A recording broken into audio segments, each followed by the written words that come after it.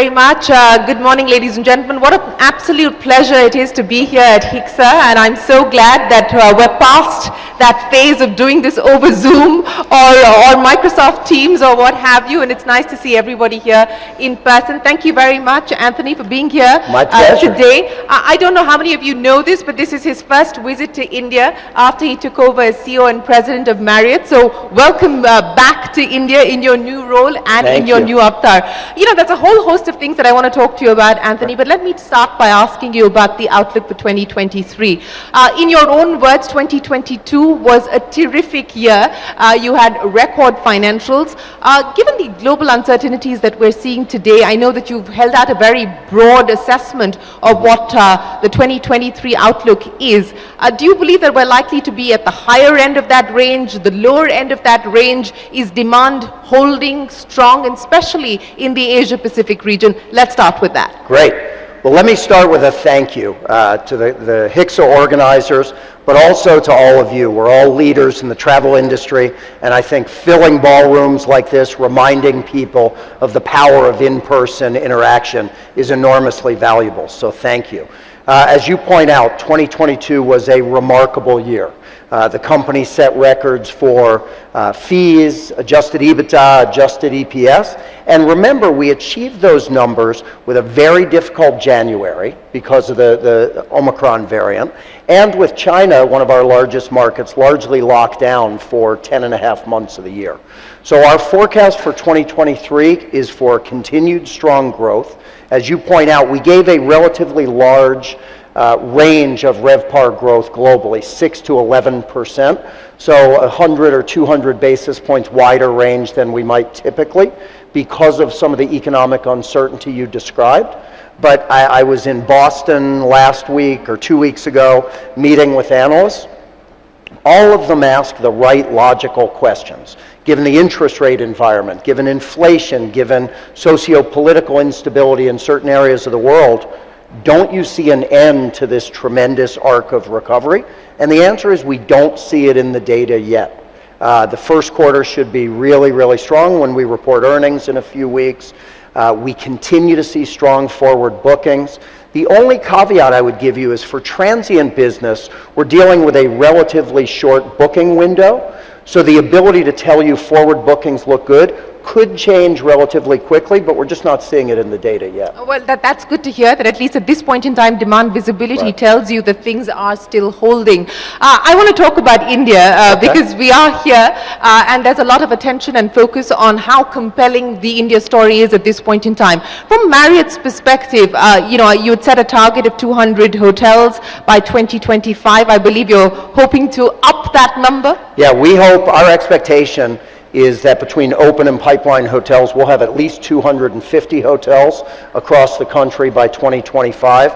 We're in 40 cities today. That should be 50 cities or more by 2025. And maybe most exciting to me, that results in us creating 10,000 new jobs across India. You know, you talked about the pipeline in India. Which end of the market do you believe you feel that you're going to see much more sort of demand coming in? What is going to be the priority in terms of what you intend to focus on here in India? Well, I think in any market in the world, our development strategy is relatively simple. Our objective is to make sure we have the right product in every market our travelers want to visit for any type of trip purpose. I think here we've got to continue to stay focused on the domestic market, which is strong and growing. And I mentioned to you earlier, we had the good fortune to spend a bit of time with your tourism minister. And one of the things we talked about is the importance as an industry, and certainly from Marriott's perspective, to continue to tell the story globally about what a rich and diverse set of experiences the country offers. And we want to make sure we have lodging offerings in all of those destinations. You know, you talked about your meeting with the tourism minister, and we were just chatting out at the back before we came onto stage, and you said that India needs to lose a little bit of its humility and tell its story in terms of its diversity of culture, tradition, and experiences. And just like Marriott, you need to get rid of some of your humility and tell your story better. How do you intend doing that? Well, I think that really relates to our culture and the opportunities that we create for our associates around the world. As you point out, one of the things I treasure about our company is our humility. But as an industry and as a company, we have an amazing story to tell about the careers that are created. As I've been traveling this week with our leadership team in India, we've been sharing stories about how we started in the industry. And you hear story after story about starting in hourly frontline positions. And just through hard work and ambition, the ability to rise. And I think it's a unique attribute of the travel and tourism sector, and a story we need to tell more forcefully and more vocally. I just want to labor a little bit more on the India connection. I believe 25% of your C-suite is of Indian origin? That's exactly right. Raj Menon, who runs the APEC region for us, Satya Anand, who runs Europe, Middle East, and Africa, and Tina Edmondson, who runs our global luxury group, all born and raised in India. All born and raised in India. That's good to hear. So I want to understand from you, Tony, now, as we look at the trends that have emerged and shaped the travel and hospitality industry post-COVID, which ones do you believe are less likely to be more permanent? I mean, what's happened in terms of technology and the use of technology? Where do you find the balance between too much contact, too little contact? And I know most hospitality majors are dealing with some of these balances at this point in time. But what do you believe will be the transient changes? What do you believe are likely to be the more permanent changes? Well, technology is an interesting topic on two fronts. I do think one of the permanent changes we'll see is an acceleration in adoption of technologies that existed long before the pandemic. So when you look at take rates for mobile check-in, mobile key, chat functionality, those capabilities always existed, but by necessity or by a sense of apprehension early in the recovery, more and more guests are adopting those technologies, discovering the ease with which they can enable their travel, and I think that'll continue for years to come. The more impactful change, I think, is this idea of blended trip purpose. And we talked about this a little bit in our fourth quarter earnings call. The fact that Sunday and Thursday were the days of the week that recovered most quickly, I think are the best empirical data that support this idea that more and more travelers are blending leisure and business travel or leisure and group travel. I think that's great news for our industry, and it's a trend I expect to see continue into the future. Yeah, I think I read that this phenomena of Sundays and Thursdays doing better indicates that people are combining work and leisure or pleasure. But these trends that we saw emerge through the course of the pandemic, whether it was staycations or now people are talking about workations, work anywhere, but shorter durations in different parts of the world. How are you catering? How's the Marriott Group catering to some of these new emerging trends? And what are you most excited about in terms of being able to create new niches as well? Well, the good news for the industry and certainly for us, even prior to the pandemic, leisure was by a wide margin the most rapidly growing segment. So in many of our properties around the world, we were already thinking a bit differently about not only physical characteristics of the hotel, but how do we program fitness and spa? How do we evolve our food and beverage offerings, both in terms of hours of operation, concepts, menu offerings? That's been accelerated by this blended trip purpose phenomenon. So now I think about it, we'll continue to aggressively grow the resort portfolio. We'll continue even in city center hotels to think about that traveler that shows up on a Tuesday, Wednesday, Thursday wearing business clothes, Friday coming downstairs in shorts and flip-flops, and how do we have the service offering and the mindset of our associates pivot as that customer's trip purpose. How do you build in flexibility? You're talking about this sort of Tuesday, Wednesday business and then Thursday to Sunday leisure. How do you ensure that there is agility, flexibility built into the offerings as well? Because I would imagine that this traveler wants that. Well, it starts with our people. It starts with training. Marriott's a company that for nearly a century has been built on putting our people first. And so the ability to train them and get them finely tuned to the way that the wants and needs of our guests are evolving is the most important step we can take to deal with the changes you describe. When we think about new prototypes for our brands, we've got to contemplate, do we need more suites? Do we need more room accommodations that can accommodate families? And then I think leisure and food and beverage, leisure activities and food and beverage are what you need to see.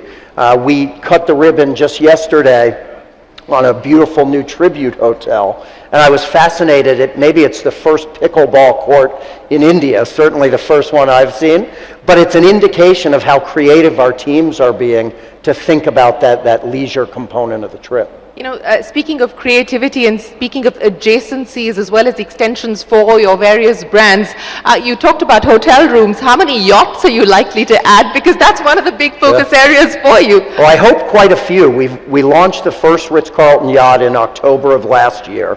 Ships 2 and 3 are under construction in France as we speak. I mentioned to you I had one of your colleagues on board the yacht in Fort Lauderdale just a few weeks ago. It's a spectacular project. We have 3 financed and underway, and I think we'll continue to explore that platform, maybe even across multiple brands. It is a natural adjacency to our core lodging business. And 2 interesting statistics, and we've only got a few months of runtime, so this is more anecdotal than statistically valid, but 75% of the passengers we've booked to date have never been on a cruise ship before. Almost 80% of those that we've booked are Bonvoy members. And so we think we've hit a niche there where maybe folks are not necessarily that attracted to a large, several thousand passenger ship, but 149 cabin, less than 300 passenger yachting environment is more appealing.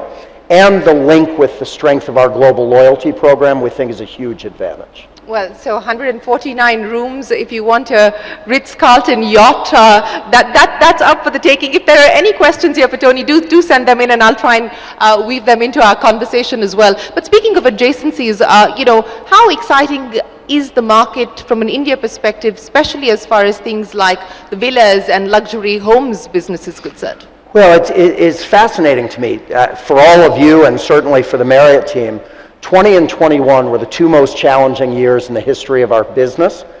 Interestingly, they were the 2 strongest years in our history in the branded residential business. And so I'm very encouraged about the strength of our branded residential business, both co-located with hotels and on a standalone basis. Just Monday, we toured a spectacular project in Mumbai, and I think you'll see more and more traction for branded residential. Homes and Villas was a platform we launched, and often the question I get, did you launch that to compete with Airbnb? And the answer is no, and I'd go back to my earlier response about how we think about growing our business.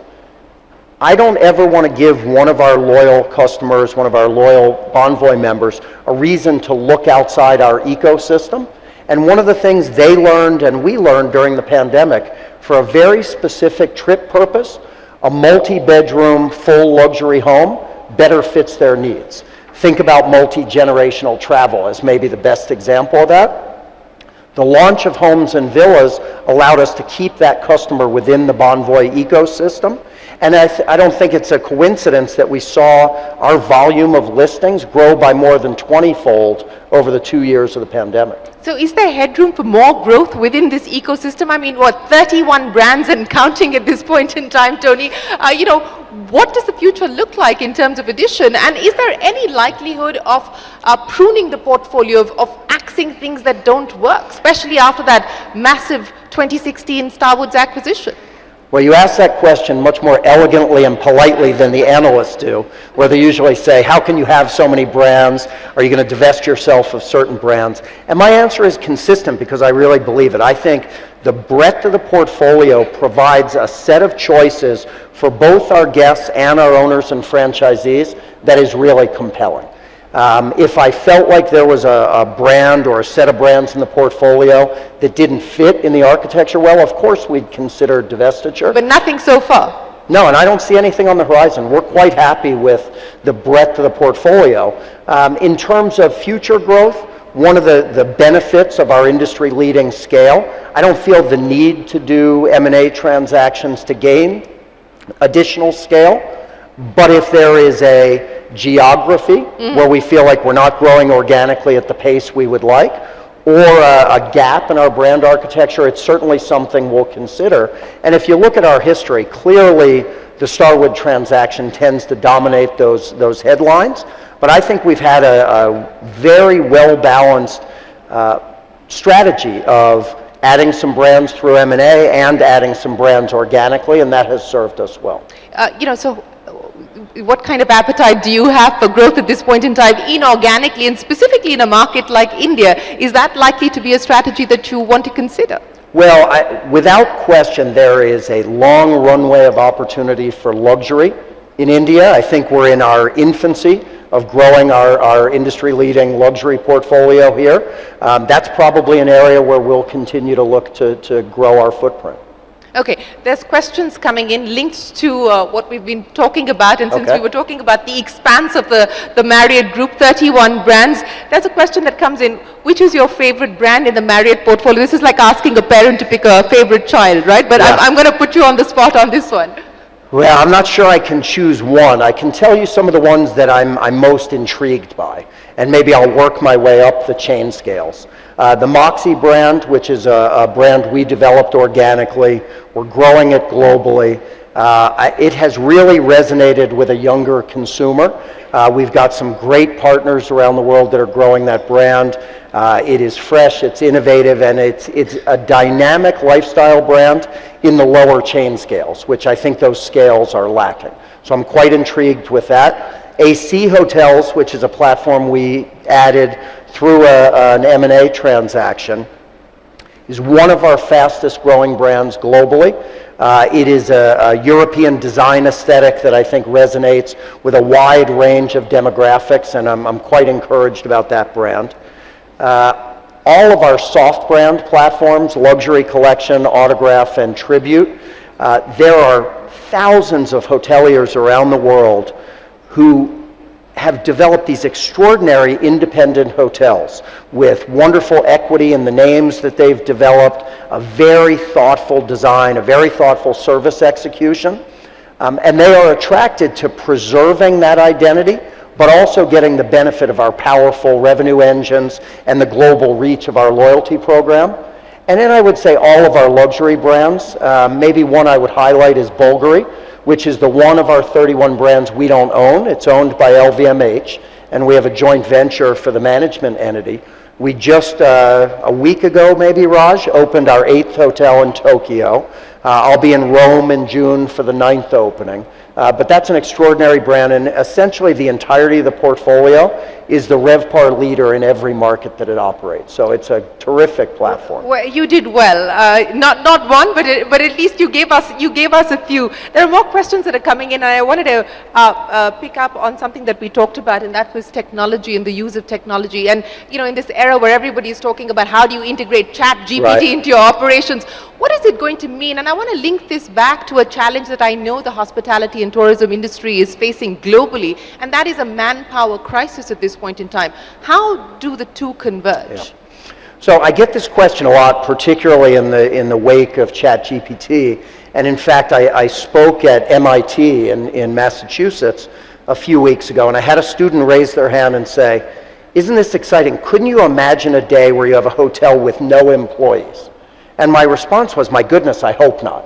Right? We are in the hospitality industry. And so, of course, technology will continue to drive efficiency in the operation of our hotels. But my hope and my expectation is that what technology will also do is create capacity for our associates so that they have more capacity to really engage in a personal way with our guests. Yeah, I would imagine a hotel with no people. Right. On the other side, it is going to be a bit problematic. At least I can't imagine one at this point in time.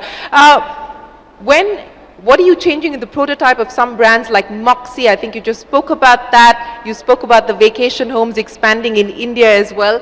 So I think we've covered some of those questions. So if you have fresh questions coming in for Tony, although I would make one comment there. Go ahead. It's this debate goes on in the U.S. and I'm sure in other countries around the world every day. But for U.S. companies, I think we're all faced with a fundamental question. Are we a global company, or are we a U.S. company that happens to have some operations outside our borders? Certainly our aspiration is to be a true global company. And when you think about growing brands in different markets around the world, your willingness to invest the time and energy to understand the wants and needs of the domestic traveler and customize your brand, certainly maintaining thread of continuity on a global basis. But we were talking in a meeting this morning about when we brought Fairfield to India. We spent months and months doing focus groups with Indian travelers. It influenced the name we used, it influenced the design, it influenced the service offering, and certainly a US or a European traveler would recognize that it's a Fairfield, but that's a product that is tailored to the local Indian traveler. And I think if you aspire to be a real global company, you've got to have the willingness to adapt and not just pull your domestic prototype off the shelf and roll it out globally. I think that's an important point that you make in terms of staying global, but also staying relevant to local needs and experiences. Tony, what I want to understand from you from a industry perspective and specifically from a Marriott perspective, sustainability and the efforts on that front, because this is an industry that's part of the problem and needs to do much more as far as the solution is concerned. So specific priority areas on the sustainability agenda that you intend to focus on. Of course, and I certainly I can talk about Marriott, but it is a challenge for everyone in this room.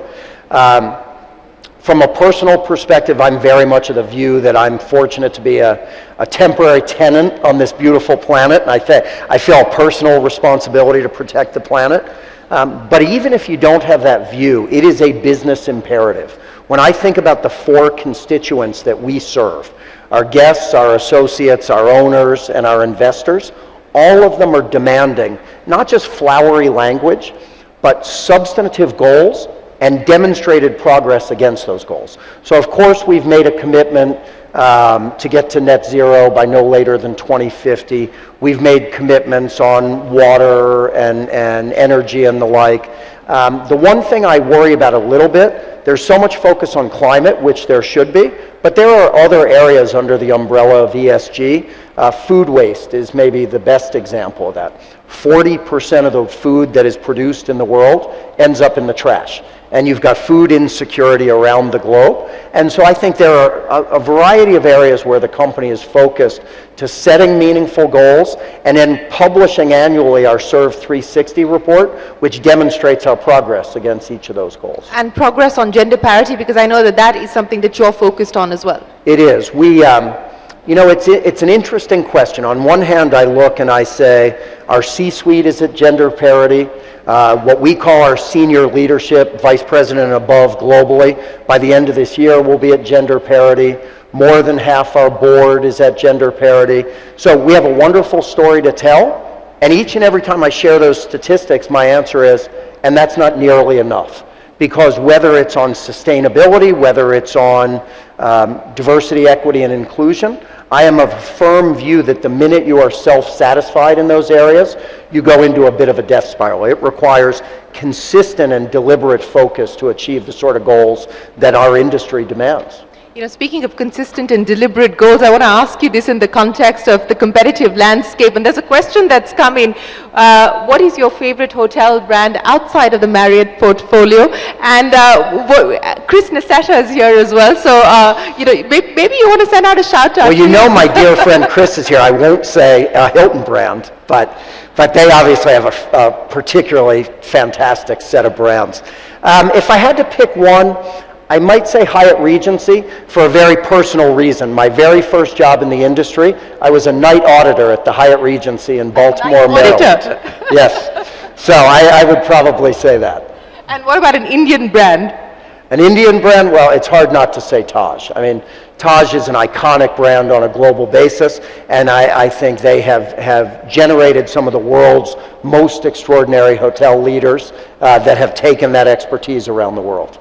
Well, I'm sure Puneet Chatwal is here. There he is. That should bring a smile to his face. But, you know, in terms of trends that we are seeing at this point in time, and I know you have a daughter who is headed into the hospitality business as well, currently studying. But with this generation, the way that they're spending, what they're spending on, the experiential aspect of travel and hospitality, what are the trends that you believe that the industry and you particularly intend to focus on to capture this market? So this is another trend that started prior to the pandemic, the notion that more and more consumers are shifting their spending from consumption of hard goods towards experiences. And I think The pandemic acted as a bit of an accelerant. That was a trend that you saw in the younger generations. I think across age groups now, there is this deep appetite to invest in experiences. And so as we think about programming our hotels and growing our system, authentic and local are the buzzwords that we use often.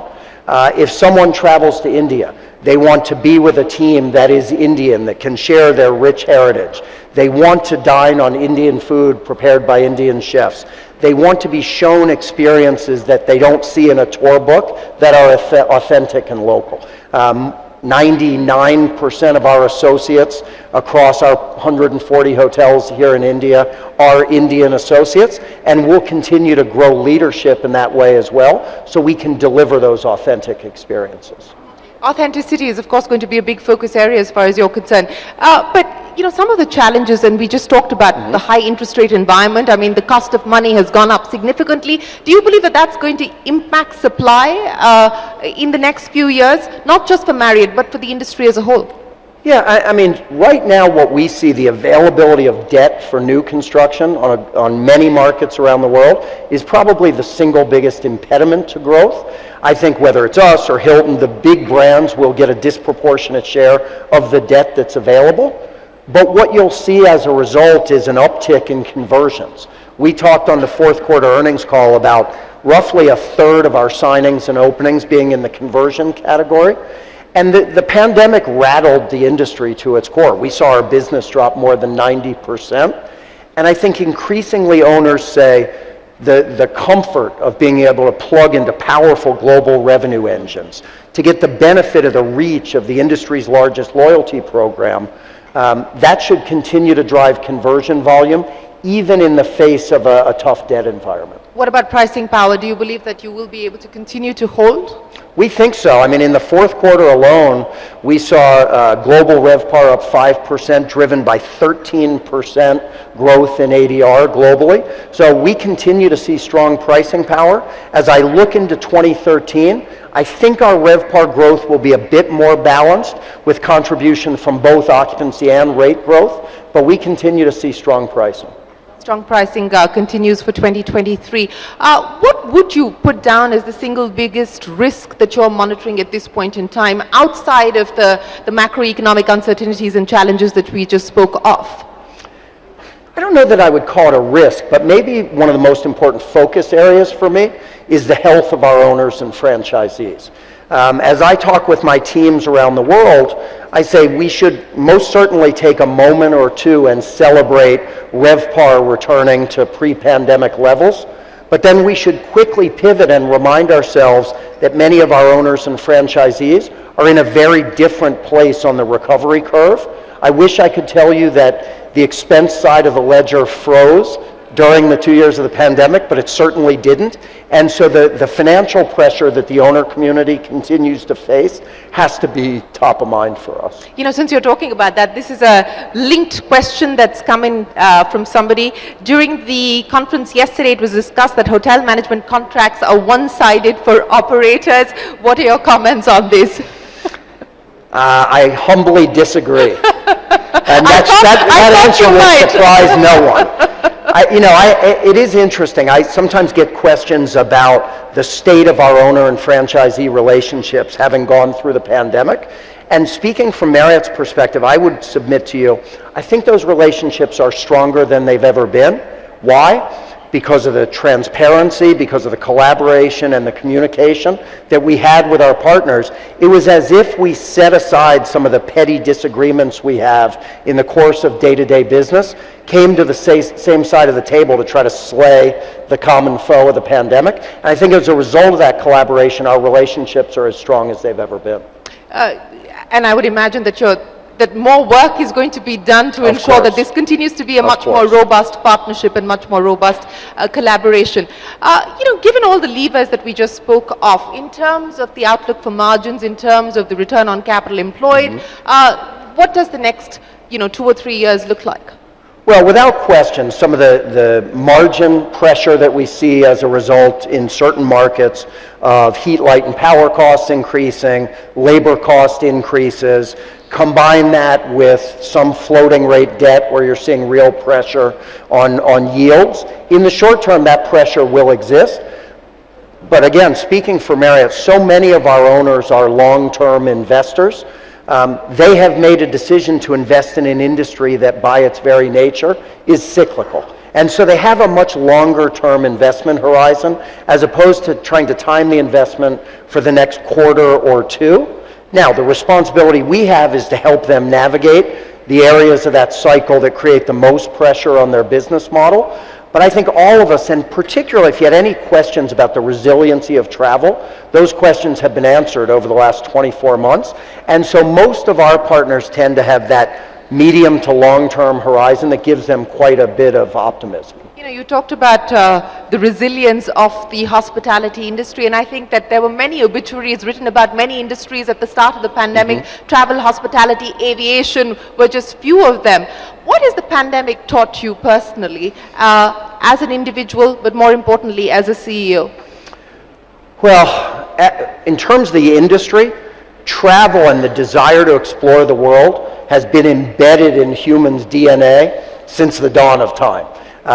So I don't think that will change. I think the last 24 months is the best illustration of that. I shared with you a quote that I love from the Roman philosopher Seneca, who said, "Travel and change of place imparts vigor to the mind." And one of the things I love about that quote, you mentioned I have a college-age daughter. I'm convinced she thinks travel became popular when Instagram launched. But the reality is travel has been part of what human beings crave forever, and that gives me enormous optimism.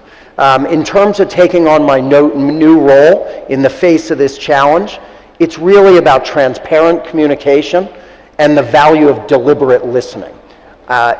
Whatever we've done to improve our relationship with our stakeholders, it's a result of not talking so much. It's of sitting and clearing our mind and being deliberate about listening to what we can do to help them grow their businesses. Well, Tony, that's the perfect end to our conversation. Right. Thank you so much for listening, but Of thank you course. so much for answering my questions as well and sharing your insights on what we are seeing in terms of demand, what we're seeing in terms of emerging trends, but more importantly, where the Marriott Group is headed over the next few years. Always a pleasure. Many, many thanks. Ladies and gentlemen, a big round of applause for Tony. Thank you very, very much. Thank you. Appreciate it.